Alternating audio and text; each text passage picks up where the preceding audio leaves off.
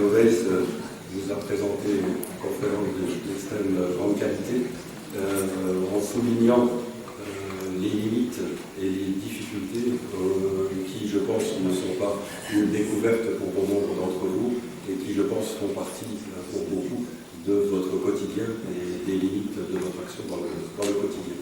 Alors, nous allons donner maintenant la parole au docteur Yvon Ruche, qui est médecin et qui est secrétaire de l'association Migration Santé Alsace. Marie-Josée Arma le soulignait dans son intervention d'ouverture, la question de la langue et de l'interprétariat est une question tout à fait essentielle avec la montée en puissance de populations que nous accueillons qui sont non francophones. Et pour les institutions, c'est un réel problème que d'avoir à disposition les interprètes nécessaires. Donc je vais donner la parole au docteur Yvon Ruche, dans la mesure où Migration Santé Alsace développe un réseau extrêmement important d'interprétation, donc comme son nom l'indique, particulièrement sur l'Alsace, et qui va nous éclairer sur les enjeux de cet interprétariat, notamment dans les questions de santé, dans les questions de traumatisme psychique, etc. Je donne la parole tout de suite au docteur Ruche.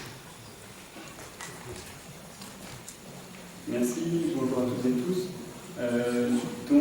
Merci de m'avoir invité à cette journée pour partager mon expérience sur le langage et la barrière linguistique en soins. Alors, j'interviens avec une double casquette aujourd'hui, puisque je suis médecin, je travaille au CHU Strasbourg dans le service de médecine interne et particulièrement dans le service de maladies infectieuses. Je suis infectiologue.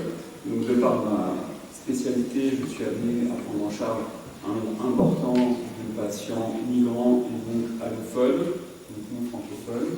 Et je suis également membre de l'association Migration Santé Alsace depuis maintenant, c'est la 3e année. Je vais vous présenter un petit peu également l'association. On est plusieurs à cette journée et dont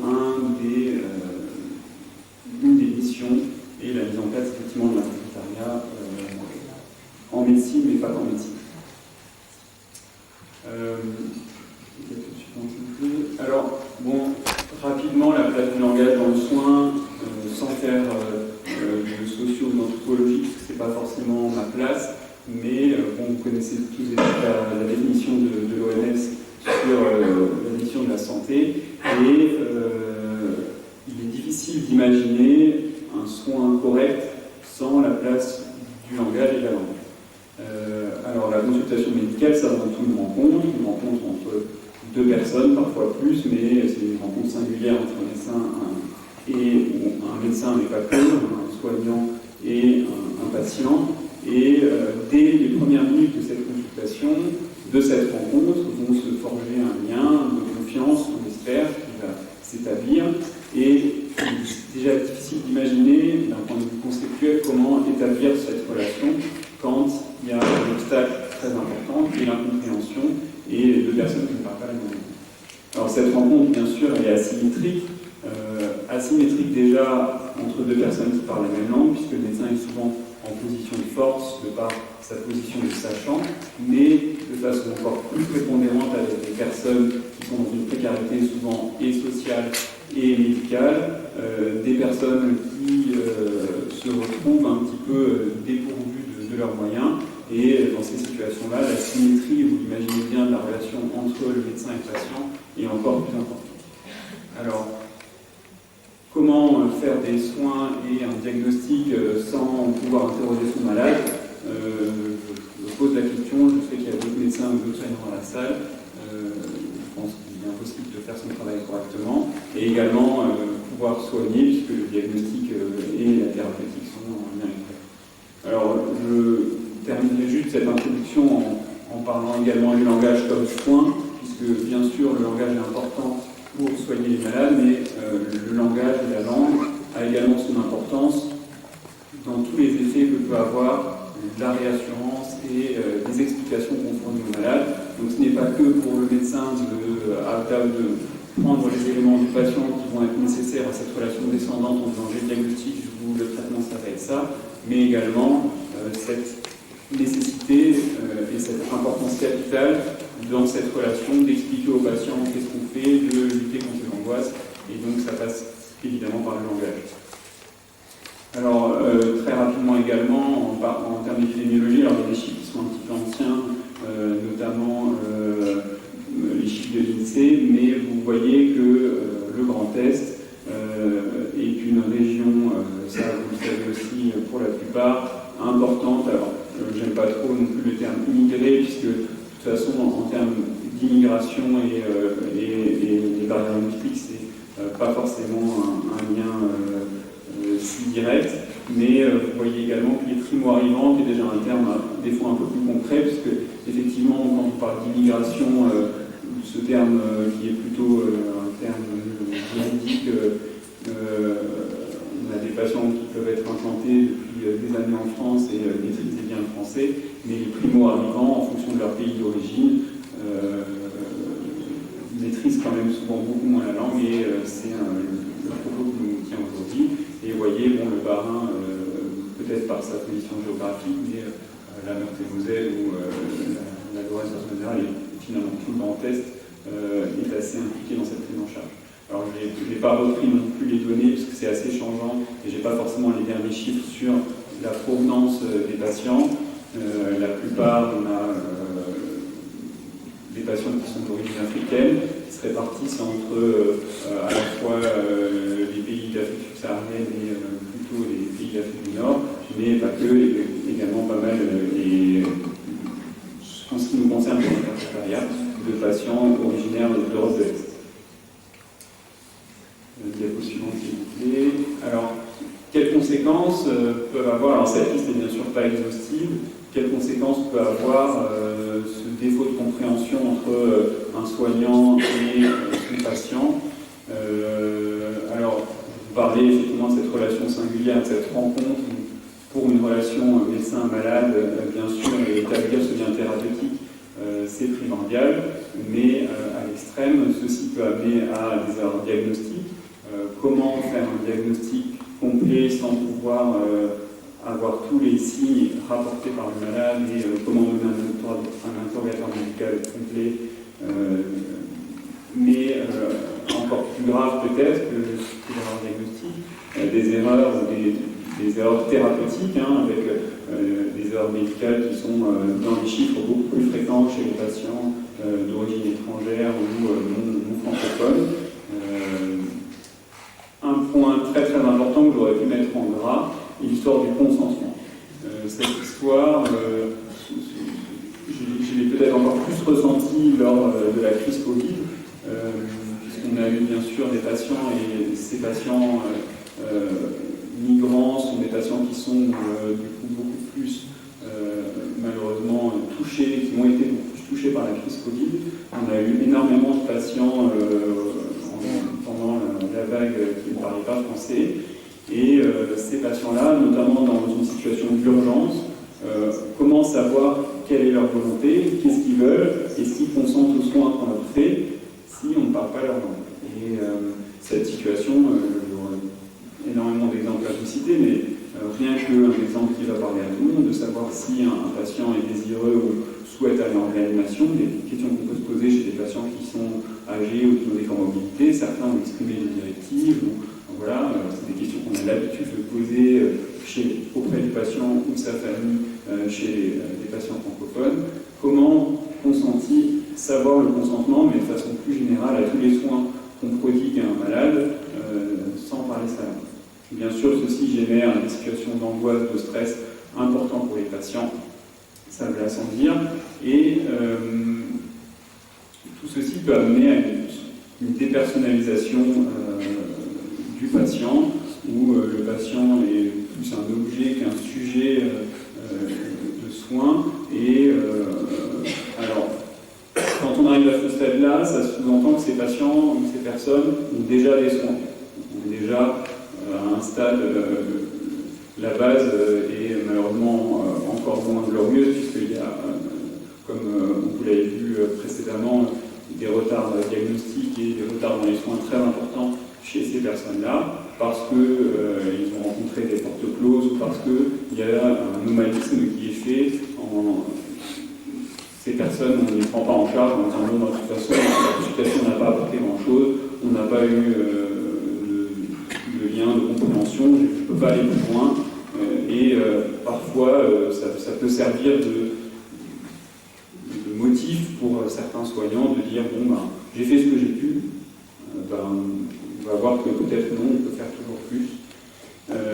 Et bien sûr, bon, les difficultés sociales, c'est vraiment pas inhérente, mais ces patients sont souvent dans une précarité sociale importante. Et comment faire des démarches sociales ou envisager d'avoir des droits aux soins ouverts. Déjà, quand on parle français, les démarches administratives sont parfois laborieuses. Alors vous imaginez, quand on ne parle pas la langue du pays, c'est juste mission impossible. Donc bien sûr, tout s'inscrit dans une perte de chance importante pour ces patients, et tous les chiffres et toutes les données des études le montrent, avec des mortalité plus importante chez les patients non allophones. Enfin, non francophones, pardon. Diapo suivante, s'il vous plaît. Alors, bon, quelle solution? Alors, j'ai volontairement été un petit peu taquin en commençant par Google Traduction, mais finalement, c'est pas si loin de la réalité, et j'ai eu beaucoup de collègues qui peuvent utiliser ce dispositif. Donc, je voulais dire un petit mot sur peut-être les moyens qu'on peut avoir et qu'on utilise pour rentrer en communication avec un malade qui ne parle pas notre langue. Alors, Google Traduction, oui, c'est utilisé. On verra juste après un petit peu les limites de chacune de ces solutions. Vous imaginez bien que sur la première, on en a déjà un certain nombre. Ce que j'ai appelé interprète de proximité. Alors, souvent, ces patients n'arrivent pas forcément seuls en France, et quand ils sont accompagnés, ils ont souvent soit ils rencontrent une communauté qui peut déjà être installée avec des personnes qui présentent comme des amis ou des connaissances qui peuvent les accompagner pour les soins et faire office d'interprète, qui pose un certain nombre de questions dont on va juste discuter juste après. Ça peut être la famille, parfois un autre patient qui maîtriserait les deux langues. On peut avoir recours à des soignants bilingues, situation qui arrive fréquemment. Et enfin, je parlerai bien sûr d'interprétariat professionnel qui est mon propos et essayer de convaincre de son intérêt. Et donc, à chacune de ces solutions, il y a des limites. Diapo suivante, s'il vous plaît.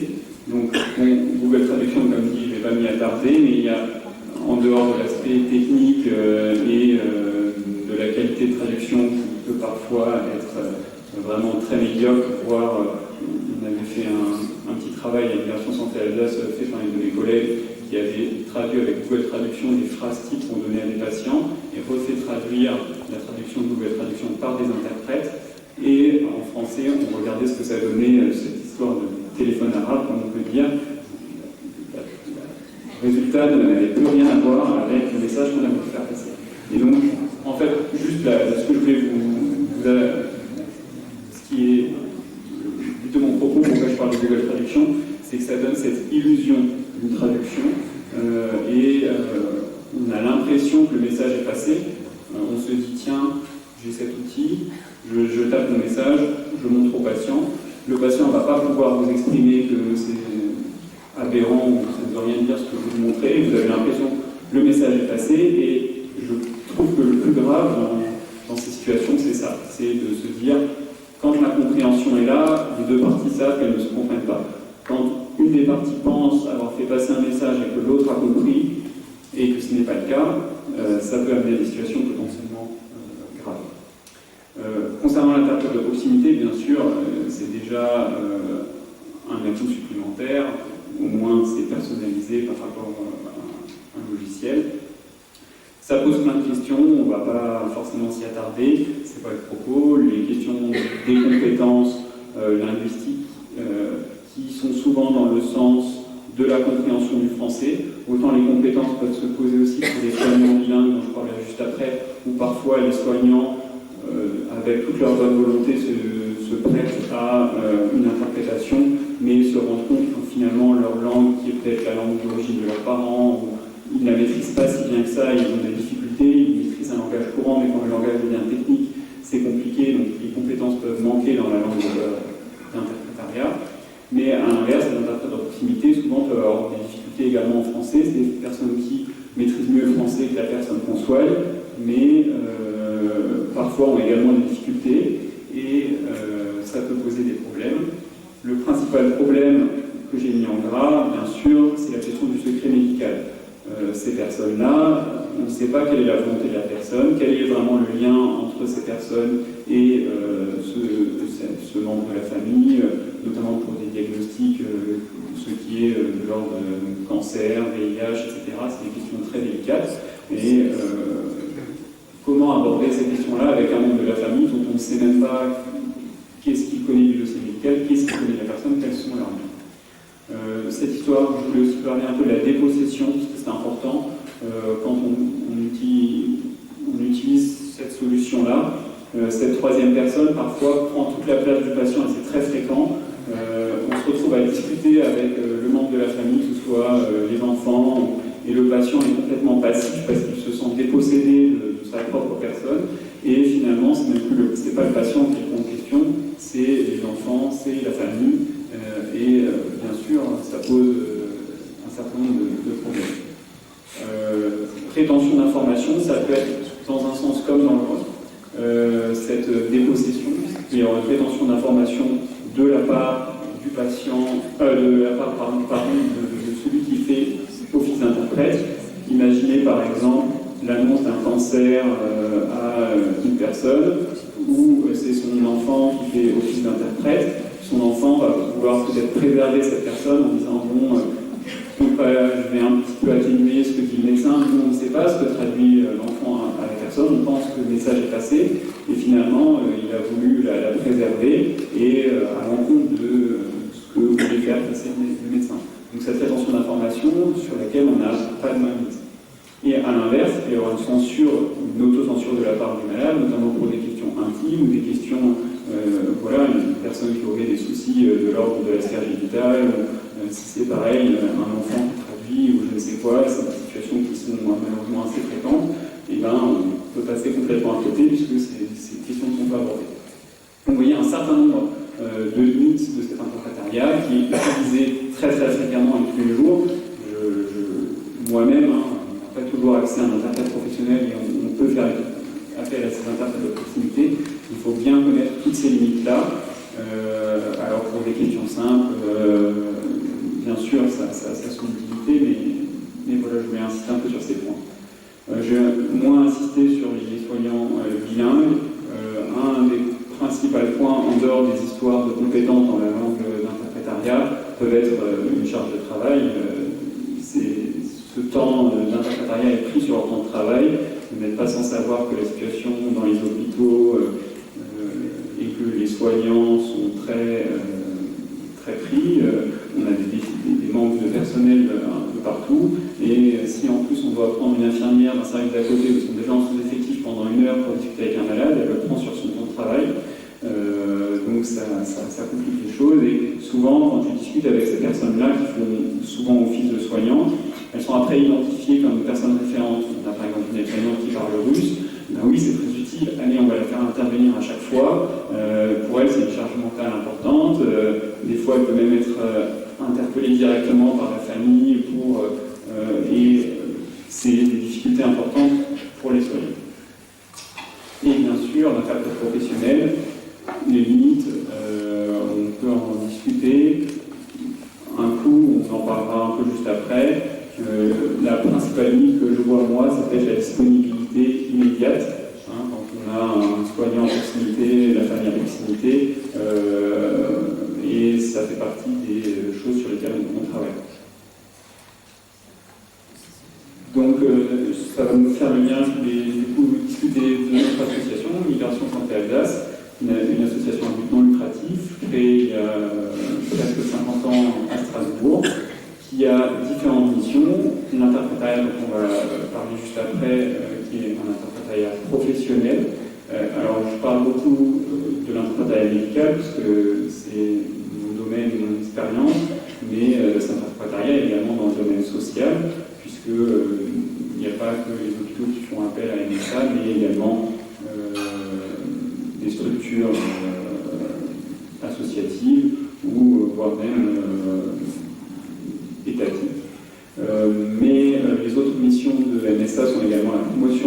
accès au droit. Alors au droit, j'aurais pu le mettre au singulier. Alors là, j'ai parlé du droit à la santé des personnes migrantes, puisque la santé est un des objets principaux de l'association, mais au droit, on doit le mettre au singulier, dans le sens au droit commun, puisque bien sûr l'association porte à cœur l'idée que ces patients relèvent du droit commun. Ils n'ont pas forcément de statut particulier. Et l'association mène aussi des actions d'éducation pour la santé auprès de populations précaires et souvent migrantes, et des actions de lutte contre les discriminations en santé. Concernant l'interprétariat, l'association, c'est vrai, est créée en Alsace, elle s'appelle Immersion Santé Alsace, elle est principalement basée dans le Bas-Rhin, le Haut-Rhin, mais se développe dans le Grand Est, et cette interprétariat se fait actuellement en 38 langues, et elle ne se fait pas qu'à l'hôpital, mais également en médecine de ville et, comme je le dis, dans le secteur social. Cet interprétariat est principalement présentiel, et puis en termes de qualitatif, on en parlera un peu juste après, c'est quelque chose d'important, mais également téléphonique, qui est un service qui a été développé, qui a notamment été pas mal utilisé pendant la crise Covid, mais qui permet également, sur des secteurs un peu isolés, d'avoir recours, et de façon peut-être plus rapide, avec des délais de rendez-vous plus courts, à un interprète par téléphone. Dans ce cadre-là, il y a une charte qui a été signée, que vous trouvez accessible sur Internet ou sur le site de l'association, qui est une charte d'interprétariat médical et social professionnel en France, à l'initiative de l'Immersion Santé Alsace, est signée par 9 associations, et également par d'autres associations et des organismes plus légaux, je ne sais pas comment dire autrement. Et ces 9 associations, on les retrouve là autour d'un réseau qui a été créé il y a 3 ans, qui s'appelle le réseau RIM, qui regroupe un peu toutes les associations qui font l'interprétariat en France. Alors je vais vous parler un petit peu rapidement de l'interprétariat professionnel pour vous montrer en quoi c'est un métier qui n'a malheureusement pas encore toute la reconnaissance, malgré les directives de la DGOS qui préconisent d'avoir un interprétariat professionnel pour soigner ses patients. Le métier MSA et réseau RIM plaident pour une reconnaissance de cette profession, et alors nos interprètes à MSA, il y en a une centaine, sont formés. Alors déjà il y a un processus de recrutement et de sélection pour bien sûr s'assurer du niveau et des compétences linguistiques des personnes, mais ces personnes-là sont formées avec une formation initiale puis une formation continue sur différents aspects, des aspects qui sont importants puisque vous imaginez bien, je vous ai écrit un peu toutes les situations pour lesquelles il peut y avoir des difficultés. C'est notamment le cas, par exemple, pour l'annonce d'une pathologie grave, comment reproduire fidèlement le message que veut faire passer le médecin, avec des termes qui sont parfois utilisés, qui n'ont pas de traduction littérale dans le sens dans la langue traduite. Et donc c'est tout un travail, c'est pas simplement maîtriser deux langues, c'est vraiment arriver à reproduire fidèlement, quand il n'y a pas d'équivalent, le message à passer. Bien sûr, les interprètes ont un code de déontologie. Donc, ce que je vous dis là, la fidélité et la traduction, il se place, c'est vraiment une relation un peu triangulaire entre le médecin. On n'est plus dans cette relation singulière entre le malade et le médecin, mais le but de l'interprète est vraiment de faire l'intermédiaire entre les deux sans prendre de place dans la consultation, arriver à cette distanciation qui est très importante et reproduire avec fidélité les questions posées par le malade ou c'est les éléments de la consultation. Bien sûr, un devoir d'impartialité et de secret professionnel, et tous ces éléments-là font partie de la formation des interprètes. Un élément important est ce qu'on appelle les groupes d'analyse des pratiques qui sont mis en place régulièrement, chaque année, avec les interprètes. C'est des groupes animés par un psychologue pour discuter des situations qui sont parfois des situations compliquées. On fait intervenir des interprètes avec des patients qui ont des situations sociales très compliquées, des diagnostics parfois difficiles. Les interprètes ne sont pas toujours issus du milieu médical, et donc d'être heurtés à cette violence du soin et cette violence de cette précarité des personnes qui peut des fois leur renvoyer leur propre parcours migratoire. C'est quelque chose d'important d'en parler, et ces groupes d'analyse des pratiques permettent des échanges autour de ces questions qui sont compliquées. Je voulais dire un petit mot sur l'interculturalité, puisque quand on parle de rencontres de deux personnes qui n'ont pas la même langue, qui ne se comprennent pas, il n'y a parfois pas que le souci de la langue, il y a aussi le souci des fois de la culture.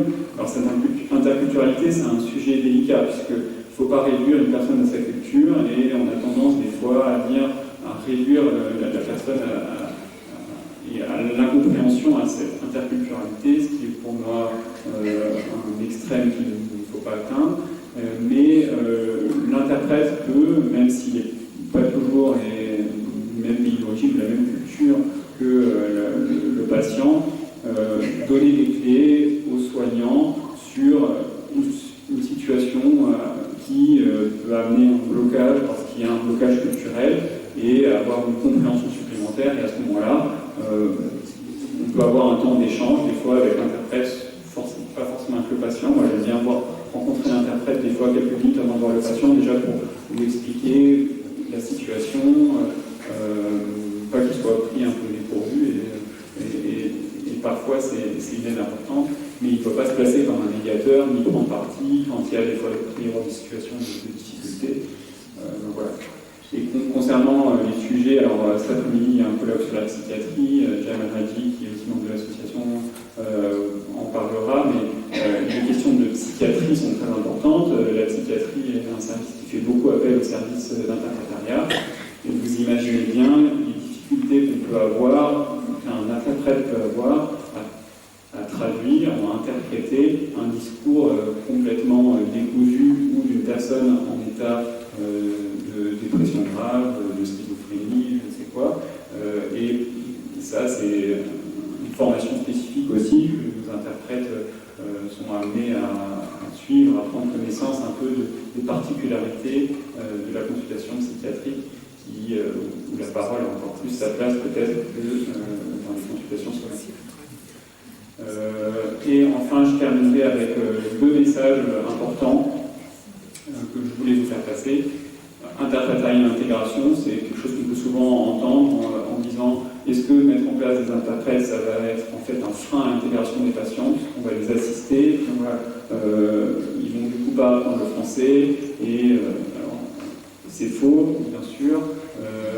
Comment s'intégrer dans une société, je vous ai parlé de démarches administratives et sociales, les études montrent bien que c'est plutôt l'inverse. En mettant en place de l'interprétariat et en aidant les personnes à acquérir des droits sociaux et à être soignées correctement, qu'elles s'intègrent dans le pays. Et ce n'est pas un frein à l'intégration comme certaines personnes peuvent, de façon peut-être un peu malhonnête, opposer à l'interprétariat. Et concernant le coût, bien sûr, l'interprétariat professionnel a un coût, puisqu'il faut former nos interprètes, il faut payer et rémunérer leurs interventions, leurs déplacements au sein de l'hôpital. Mais ce coût, actuellement, n'est pas pris en charge, il n'y a rien qui est prévu par la sécurité sociale pour prendre en charge ce coût de l'interprétariat. Nous, à Strasbourg, c'est l'hôpital qui assure lui-même ce coût, qui représente effectivement un coût certain. Mais quand on regarde dans les études, finalement, le coût que peut avoir l'interprétariat est largement moindre que les conséquences dans le soin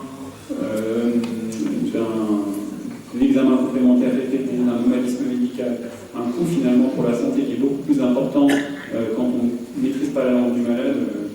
Tous les jours, on est en charge des patients, et on se rend compte en l'interrogeant avec un interprète que finalement, ça fait 6 mois qu'il y a une errance, il a eu 3 scanners, il a vu 4 médecins, il est passé 3 fois aux urgences, et si on cumule ce coût par rapport au coût que peut représenter quelques heures d'interprétariat pour prendre en charge correctement notre malade, et il y a des études vraiment coût efficace fait comme on peut se poser la question sur un coût d'un traitement. Ça ne nous viendrait pas à l'idée de se dire on ne traite pas ce malade parce que le coût du médicament est trop cher. On a des médicaments qui sont développés par des laboratoires, on a la chance d'avoir des grosses progrès en médecine sur des biothérapies, des choses qui coûtent énormément d'argent.